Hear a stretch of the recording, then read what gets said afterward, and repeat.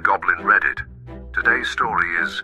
My fiancée swore she was working during my bachelor party, but what I found when I got home changed everything 7 days before our wedding. I am 31 years old, and I was engaged to Jelly, who is 30. We had been engaged for over a year after 4 years of dating. Today, I should be celebrating my marriage, but instead I find myself far away from her, ignoring her messages and seeking solace by writing to strangers. Last week, my friends organized a bachelor party for me. Nothing extravagant, just a quiet weekend in the countryside as a last celebration before getting married. The day we were to leave, I felt a strange uneasiness, something I couldn't explain. Jelly had decided not to have a bachelorette party, preferring to work that weekend to make up for the days it would take for the wedding. I felt guilty about leaving her alone just before our wedding, and I told her I'd rather stay with her. She insisted I go, arguing that it would be unfair to my friends who had organized everything. At the time, she seemed to be right. Now I understand why she wanted me to go. The trip turned out to be a nice one. It wasn't a wild party or anything like that. My friends had rented a cabin by a lake, stocked it with beer, and enough snacks for a whole month. Some of my friends eat like there are 10 of them. I'm the first one in the group to get married, so everyone was excited for me. The first night we drank around a campfire, sharing stories and jokes. It was exactly what a stag do should be. However, I couldn't shake the guilt. She was at home, alone, working, while I was having fun. The next morning, I don't know if it was the hangover or my instinct, but the uneasiness became unbearable. Without telling anyone, I slipped away and drove back home. I wanted to surprise her by cooking her a dinner, thinking we could spend a quiet night together before the hustle and bustle of the final preparations. When I arrived, I noticed an unfamiliar car parked in front of our house. My fiancée's car was in the garage, as if she had never left for work. She was supposed to be working from home in the afternoon. I could have stayed there making up excuses about what was going on, but I decided to call her directly. She answered in a lively voice. "Hi, love. How's it going?" My throat felt dry and I asked, "Good, where are you?" Without hesitation, she replied, "At work. Why?" "Nothing. I just wanted to know how your day is going," I said. "Good, but with a lot of work. I need to finish several things before taking days off." Before I could reply, she hung up saying she was in the middle of something important and started sending me messages full of, "I love you and I miss you." I remained in the car, paralyzed. I didn't go in through the front door. Something inside me prevented me from doing so. Instead, I drove around the house to the backyard, where the window of our bedroom was. The curtains were closed, but the sounds coming out of it were unmistakable. It was her, whispering and laughing, along with a man's voice.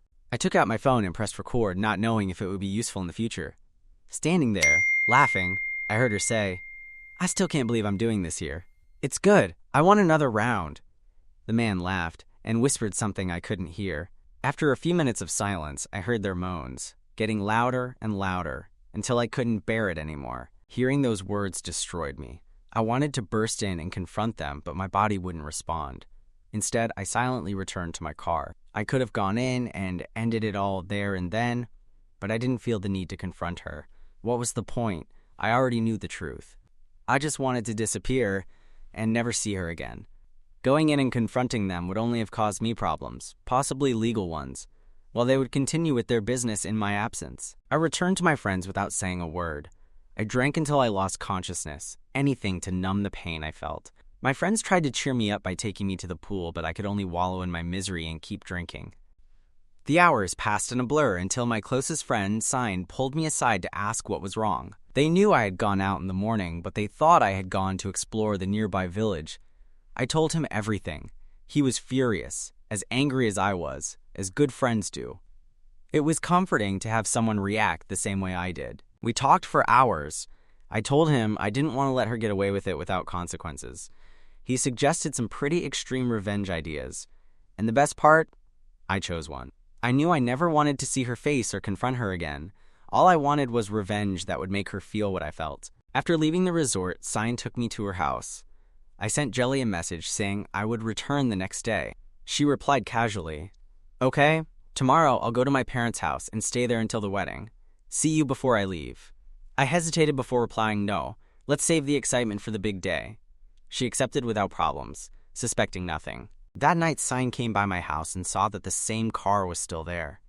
She continued with her deception, without shame or remorse, even that night. The next day, I returned home. She was at work or who knows where. The room was so clean that no one would suspect what had happened the day before. At least they had the decency to clean up. But even if they had used gallons of bleach, I felt so disgusted that I couldn't look at the bed. I slept on the sofa for the remaining days until the wedding. I played my part perfectly. Affectionate messages, enthusiasm for the wedding. On the outside, everything was fine. But on the inside, I was already completely disconnected. On the morning of the wedding, she arrived at the venue with her entourage, bridesmaids, makeup artists, family, posting stories on social networks. I told her that I would go to pick up my grandmother at the airport and that I would be a little late. I kept in touch with her until the last moment, playing my part. But instead of putting on my suit, I packed my belongings, locked up the house, and drove to my grandmother's house in another state. I turned off my phone.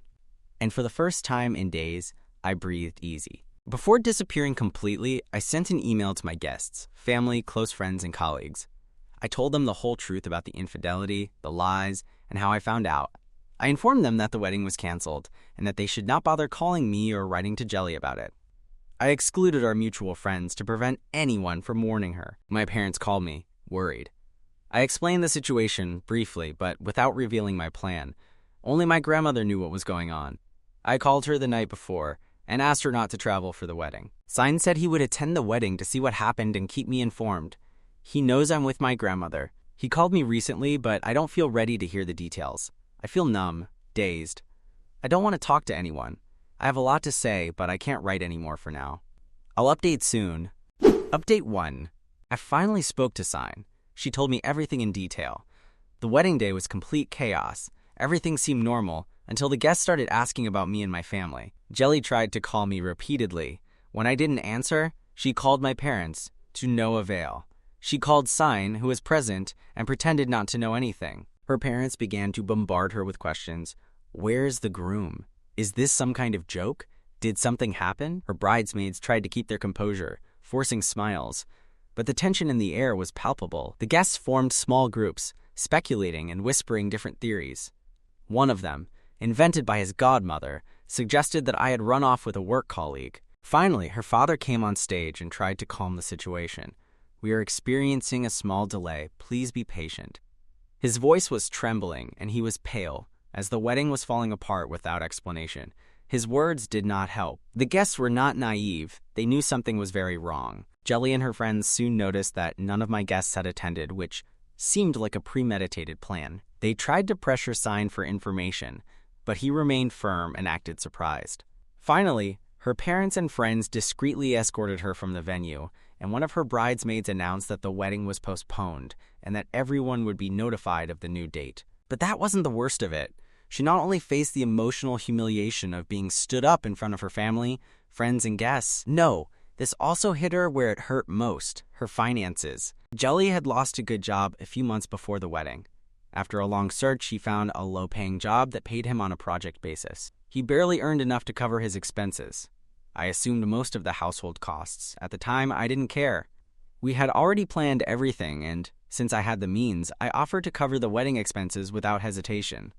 I believed that we were a team, and that in a marriage, it didn't matter who paid as long as we were together. That belief was shattered the day I discovered his infidelity. When our relationship ended, I wasn't going to allow my money to finance a celebration built on lies. For the wedding, we had hired an organizer who took care of everything: the venue, the decorations, the food. We'd only paid 40% in advance. The remaining 60% was pending. In fact, the 40% was due 2 days before the wedding, but I conveniently postponed it. When the event manager contacted me, I told him we would settle everything after the ceremony. He informed me that additional interest would be applied for the delay, approximately 30%. I accepted, saying that we would pay what was necessary, and I told her to charge what she considered fair. It wasn't my problem. I knew it would go away, and that she would have to take care of it. And that's exactly how I planned it. When Jelly tried to discreetly leave the room to escape the guest's judgment, the event organization team stopped her. The manager wasn't going to let her leave without paying. The debt was 60% of the total cost of the wedding, plus interest, a considerable sum. A tremendous blow for someone without a stable job, who had spent all her savings on the wedding dress, makeup, bridesmaids' dresses, and other details. The manager insisted that it be paid off immediately. She didn't have enough money to cover it at the time. Her father had to step in, but even for him, the amount was too high to pay all at once. In desperation, he pleaded for more time, explaining that the wedding had been unexpectedly canceled and he didn't know where I was, even though I was the one who should have paid. But the manager was not willing to accept excuses. He told him that he didn't care what had happened or who should pay, but someone had to do it or leave some guarantee. After much insistence, he allowed Jelly and his mother to leave, but forced his father to stay until a new contract was drawn up.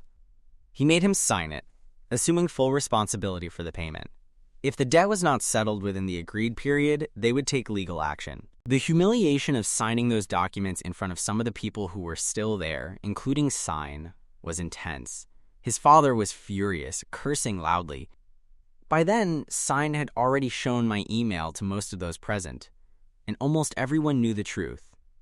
However, Jelly's parents still believed that I had stood her up for no reason. After the incident with the organizer, his father went straight to my parents' house. He was furious and ready to argue, but he received a cold response. My mother looked at him impassively and revealed the truth about her daughter's infidelity. He was embarrassed, but he was still angry with me about the financial issue. He said that I should have informed them so that they too could have canceled their attendance. "You should have handled this privately and not made my family the object of ridicule," he angrily told them. My father did not hold back. "There is no one to blame here but your daughter. She destroyed everything, not my son. She chose momentary passion over loyalty. Instead of coming to lecture me, you should be educating your daughter to be faithful to her future husband." The man left as there was nothing more to discuss at that moment. I later learned that Jelly returned home to her mother and friends, only to discover that my side of the closet was empty. My belongings had disappeared. It was all over, and I made sure she knew exactly why. On the refrigerator door, in thick black ink, I left a note. "I know about your affair." Next to it, I printed and pasted photos of her lover's car parked in our driveway. I'm sure her parents and friends didn't react well to that. I don't know exactly what happened between them afterwards, but some mutual friends ended up contacting me to express how sorry they were for what had happened. Through them, I learned that even her own parents had turned their backs on her. She had to move out of the house because she couldn't afford the rent. Initially, her parents had planned to take her in until she could get her life back on track, but when they found out about her infidelity, they withdrew their support. Her father, because of the debt, was furious and demanded that she pay back every last cent she had had to pay. Not only was she completely alone in facing the consequences of her actions, but now she also faced financial ruin. She is currently sleeping on a friend's sofa. I don't care at all. I have temporarily moved in with Sign until I find a place of my own. I found out many of these details from messages she sent me herself, but I didn't reply to any of them and I blocked her. I can't know if she sent more. They no longer reach my phone. Update 2. More than 4 months have passed since the wedding. That never happened. She has been looking for me to get some closure, or so our mutual contacts say. She tried everything, calling me from different numbers, contacting me through mutual friends, and even turning up at my parents' house. Nothing worked. I didn't respond because I didn't want to give her the satisfaction. I blocked her from everywhere.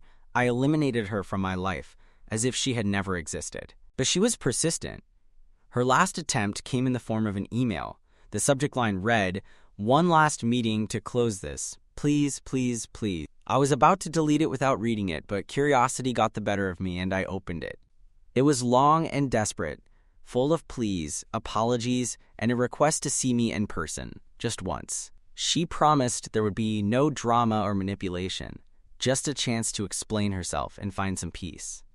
I felt no remorse deleting it without replying. She didn't deserve closure. She didn't deserve anything from me. However, one day I was in a cafe enjoying my new life when she found me. I still don't know if it was chance or something she had planned. I don't go to places very far from my work. I didn't see her until she was standing next to my table, distracted as I was with my phone. Otherwise, I might have had a chance to avoid her. At least I was pleased to see that she didn't look well, but so bad that I thought, was I going to marry that? I know it's not a nice thought, but I was glad she was suffering. I tried to get up, but she said she wanted to talk, and she said it quite loudly, attracting stares. To avoid a scene, I remained seated and asked, "What do you want?" She began with her excuses without trying to soften the situation with small talk. According to her, it was not true infidelity. She swore that she had no emotional bond with this man, that it only happened once, that she had never betrayed me before, that she did it because she wanted to have one last night to explore her fantasies before committing to fidelity forever. She explained that she didn't want a conventional hen night, she just wanted this experience so she could get married without guilt or doubts. The man was a former coworker with a reputation for being experienced. She murmured, "I heard he was good, experienced." There were rumors at work that he had been with our boss, and she was so impressed that she gave him a promotion. Not only that, he also satisfied some of the most important female executives in the company. Women, of course. They're just rumors, but I was curious. I wrote to him asking if it was all true. He hinted that it was, that he was very good at his side job, that he didn't do it for money, but for pleasure, no strings attached. And that was all I wanted, a night of purely physical pleasure, a transactional experience, nothing more. I swear I never intended to repeat it, and I planned everything so that you wouldn't find out, so as not to hurt you. I stood there, feeling repulsed and dirty. She was the one who committed these reprehensible acts, but I was the one who felt that way. She continued talking while I disconnected, imagining everything I would have asked that man to do. In the middle of her explanation, I interrupted her. "What did you ask him to do?" She was frozen. I insisted. "Tell me. What was your fantasy? Tell me in detail. Did you give him prior instructions? Did you write it to him in messages? Show them to me." I didn't realize I was raising my voice. She begged me to stop. "I won't say it. Please stop." She began to sob. After a minute of silence, she admitted that she regretted it the moment I called her that day to see how she was. That she knew that call had ruined everything and that she should have stopped it. However, she didn't, and she continued, and from what I heard and recorded, she didn't seem to regret it at all. Another lie. Then came the manipulation. "If you had found out, you could have come in and ended it all then. We hadn't done anything before the call, and it wouldn't have been infidelity, but you chose to take your cowardly revenge. You manipulated me for a week, just to humiliate me in front of everyone. My parents were humiliated, traumatized. You could have handled it privately. You should have been a man and faced me instead of running away." And then she completely changed her attitude. "Even so, I can forgive you if you can forget what happened and start over. We both made mistakes, but they balance each other out." I almost laughed. She really said that she was willing to forgive me for what I did to her, that we both made equivalent mistakes, that we should just put it behind us and maybe start again. She whispered, "I still love you. I know you love me too, so it won't be hard to fix." And that was the last straw. He offered to pay me back the 40% I had spent on the wedding. "I know you paid 40% up front, and that my father covered the rest. I'm going to pay him back as soon as I can. If it helps, I can pay you back your 40% too." He said it as if the money was the main problem, as if that could erase everything that had happened. But getting the money back didn't seem like a bad idea at the time, so I came up with something. I said to him, "I can't promise you anything, because a lot has happened between us, but repaying me the money for the failed wedding could be a good start." I knew I wouldn't get that money any other way, but it would be a good refund after everything he had ruined to satisfy his curiosity with another man. We agreed that I would release her to arrange the payment of the 40%.